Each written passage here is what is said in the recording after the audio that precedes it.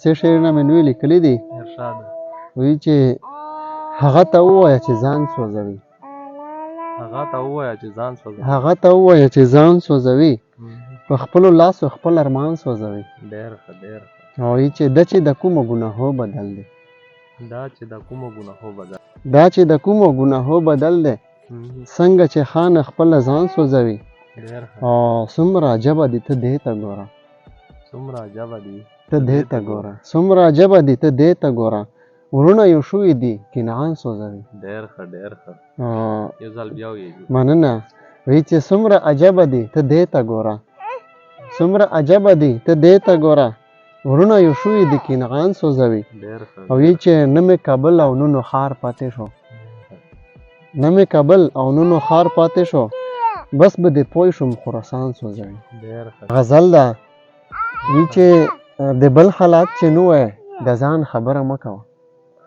د بل حالات چې نه وای د ځان خبره مه کوه. چې څوک پې خفه کېږي د خفګان خبره مه کوه. ډېر ښه ډېر حافظ دی. مننه. وایي چې آرندانو په قطار کې همیشه پیالې ماتېږي. آرندانو په قطار کې د رندانو په قطار کې همیشه پیالې ماتېږي. ساقي په میکدو کې د توان خبره مه کوه. ډېر ښه. یو ځل بیا وکړو. مننه مننه. وایي چې رندانو په قطار کې همیشه پیالې ماتېږي. ساقي په میکدو کې د توان خبره مه کوه. وایي چې خپل وطن کې ژاړمه عجبه ازادي ده. خپل وطن کې ژاړمه عجبه ازادي ده. بې حسه واکداران دي نور د خان خبره مه کوه. ډېر ښه ډېر ښه. مننه. وایي چې د وینو احتساب داسې اسانه باندې نه کېږي. د وینو احتساب داسې اسانه باندې نه کېږي.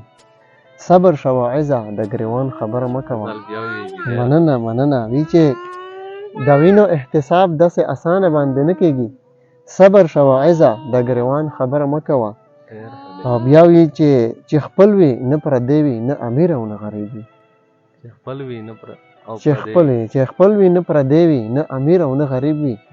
نو داسې زنځاني کې د انسان خبره مه کوه. ډېر ښه ډېر. مننه. وایي چې یاري چې د پیسو وي نه وي ننګ او نه پښتو وي. یاري چې د پیسو وي نه وي ننګ او نه پښتو وي. بیا دارنګې ماحول کې د جنان خبره مه کوه. ډېر ښه. یو ځل بیا وکړو. مننه مننه. وایي چې یاري چې د پیسو وي نه وي ننګ او نه پښتو وي. بیا دارنګې ماحول کې د جنان خبره مه کوه. ډېر ښه ډېر ښه. تکبر د شکیم خلک تکبر کوي. ګوره. وایي چې زما او ستا تفریق څه یو وطن او یو سماج لرو. زما او ستا تفریق څه یو وطن او یو سماج لرو.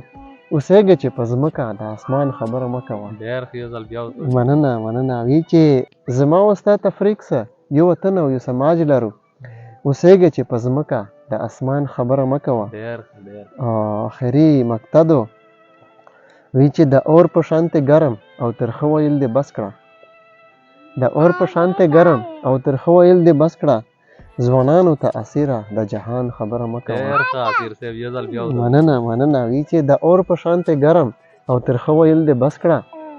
ځوانانو ته اسیره د جهان خبره مه کوه. ډېر ښه ډېر. مننه.